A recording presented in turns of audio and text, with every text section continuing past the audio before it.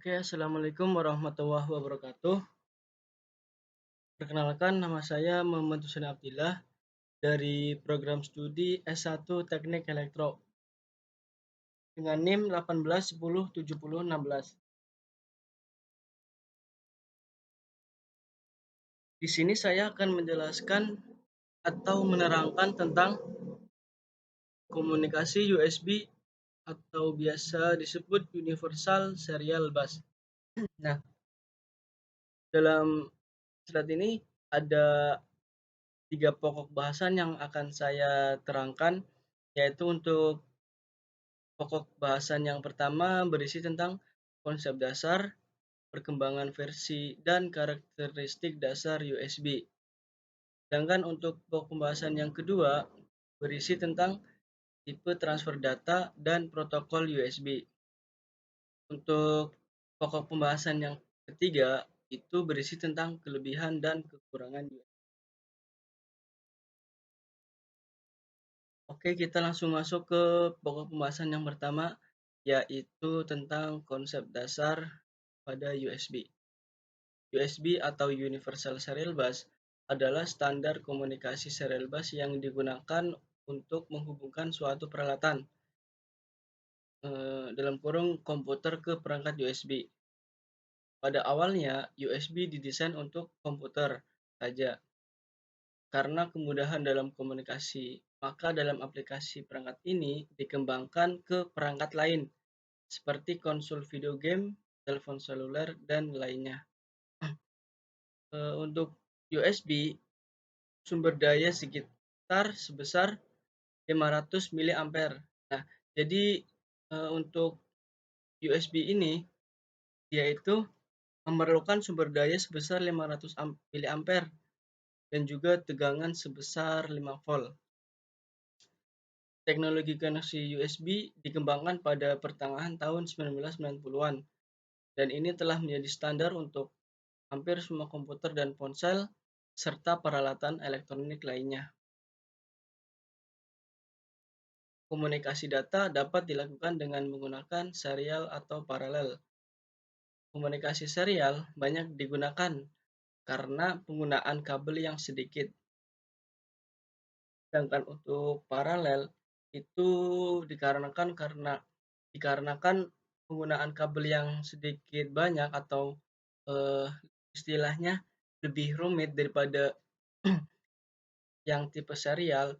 Jadi untuk yang tipe paralel jarang digunakan di pasaran, cenderung lebih banyak menggunakan untuk tipe yang serial. Dan komunikasi USB merupakan komunikasi serial yang sering digunakan dalam perangkat instrumentasi. Dengan memanfaatkan komunikasi USB, pengiriman data instrumen ke komputer dapat berjalan cepat dan mudah. Nah, jadi selain fungsi USB sebagai pentransfer data atau pengirim data, di sini komunikasi USB juga bisa berjalan cepat dan mudah karena kelebihan dari komunikasi USB itu sendiri. Nah, di sini terdapat perkembangan versi USB dari tahun ke tahun, yang dimana untuk versi USB yang pertama itu ada USB tipe 1.0 yang dimana untuk waktu rilisnya sekitar pada bulan Januari tahun 1996 dengan memiliki kecepatan transfer data sebesar 1,5 megabyte per second. Ya. Kemudian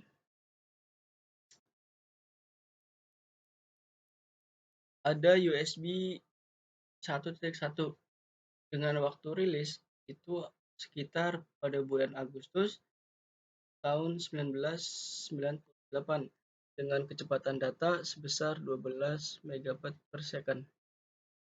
Kemudian ada USB 2.0 2.0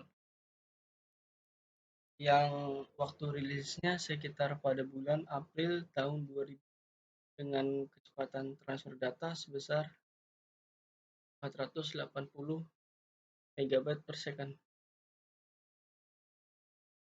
Kemudian ada USB 3.0 yang waktu rilisnya sekitar pada bulan November tahun 2008 dengan kecepatan transfer data sebesar 5 GB per second. Selanjutnya ada USB titik 3 yang waktu rilisnya sekitar pada bulan Juli tahun 2013 dengan kecepatan transfer data sebesar 10 GB per second.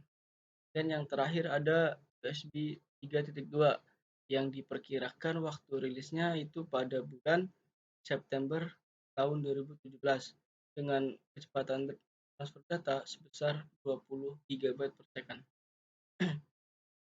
Nah, melihat dari kecepatan transfer data antara USB pada awal dan akhir itu menunjukkan perubahan yang sangat signifikan, yang semulanya 1,5 megabyte yaitu meningkat menjadi 20 GB. Jadi untuk perubahan yang semula dari USB 1.0 menuju USB 3.2 itu perubahannya meningkat secara signifikan sekali. Oke, kita masuk ke karakteristik dasar USB.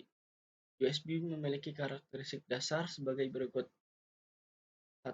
USB dapat disambungkan ke 127 perangkat, baik tersambung secara langsung maupun melalui hub. Dengan kabel USB tunggal, perangkat USB dapat terhubung sejauh 5 meter dari komputer, dan dengan hub perangkat USB dapat terhubung sejauh 30 meter dengan hanya menggunakan 3 kabel hub saja. Nah, ketika hanya menggunakan kabel USB tunggal, perangkat USB itu hanya bisa terhubung sejauh 5 meter dari komputer. Tapi ketika kita menggunakan hub perangkat USB, itu bisa terhubung sejauh 30 meter dan hanya menggunakan 6 kabel hub saja. Yang ketiga, dengan USB 2.0, kecepatan transfer data dapat mencapai 480 MB per second. Yang keempat, kabel USB mempunyai 2 kabel untuk power, yaitu sebesar 5 volt dan ground, serta sepasang kabel sebagai kabel data. Yang terakhir, ada pada kabel USB terdapat power yang mampu menyuplai sampai 500 mA pada tegangan 5 volt. Selanjutnya untuk pembahasan selanjutnya ada tipe transfer data.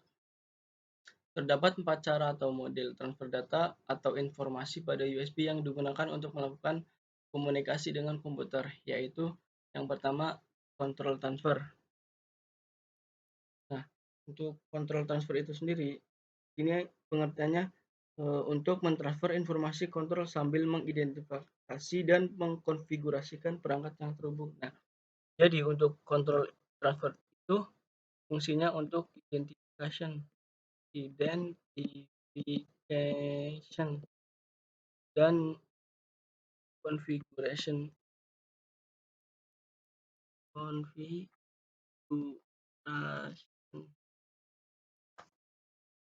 Selanjutnya ada book transfer. Book transfer adalah yang dimana data dalam jumlah besar ditransferkan dan diverifikasi kebenaran datanya. Nah, jadi untuk book transfer itu berfungsi sebagai pengirim dan verification atau verificated.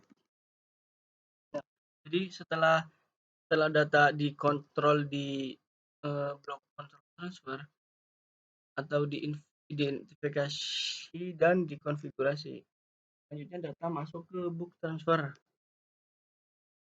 yang di mana di sini ada pengirim dan verification. Selanjutnya ada interrupt transfer, adalah transfer data. Jenis ini mentransmisikan data secepatnya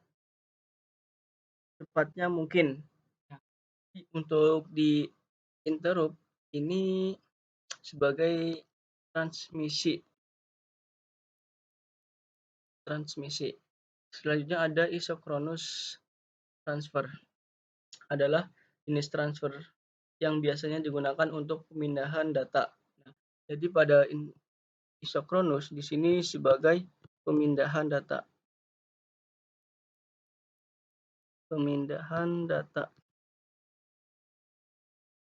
Nah, untuk yang pertama, control transfer sebagai identification dan juga configuration. Untuk book transfer itu sebagai pengirim dan verification. Selanjutnya ada interrupt transfer. Ini sebagai transmisi. Yang keempat ada isochronous transfer sebagai pemindahan data. Selanjutnya ada protokol data. USB adalah host-centric bus, di mana host atau terminal induk memulai semua transaksi. Paket pertama atau penanda awal dihasilkan oleh host untuk menjelaskan apakah paket yang mengikutinya akan dibaca atau ditulis dan apa tujuan dari perangkat dan titik akhir. Selanjutnya ada protokol data. Protokol data pada USB terdiri atas yang pertama, paket token atau sinyal penanda (header) yang menjelaskan data yang mengikutinya. Yang kedua, pilihan paket data. Dan yang terakhir, status paket. Selanjutnya ada pembahasan tentang kelebihan USB. Nah, kelebihan pasti kan ada kekurangan. Nah, ini saya akan menjelaskan tentang kelebihannya terlebih dahulu. Berikut kelebihan dari USB. Yang pertama, sudah digunakan. Yang kedua, berkecepatan tinggi, dapat melakukan komunikasi data hingga 20 megabit per second. Yang ketiga, reliability yang tinggi. Yang keempat, hemat biaya atau murah.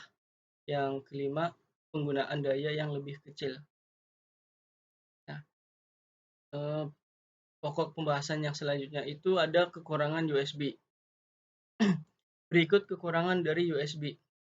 Yang pertama, panjang kabel USB maksimal 15 kaki atau 4,5 meter. Nah, jadi untuk user sendiri itu ketika kita menggunakan kabel USB itu tidak bisa menggunakan kabel USB yang panjangnya melebihi 4,5. Jadi harus 4,5 meter atau kurang dari 4,5 meter. Yang kedua, penggunaan handycam yang terhubung ke komputer tidak bisa jauh dari komputernya. Nah, ini menunjukkan kekurangan dari USB pada poin yang pertama, yaitu ketika panjang kabel melebihi dari 4,5 meter, itu kabel USB tidak bisa digunakan karena jaraknya lebih dari jarak yang dipakai. Selanjutnya, modem yang terhubung komputer juga tidak bisa jauh dari USB.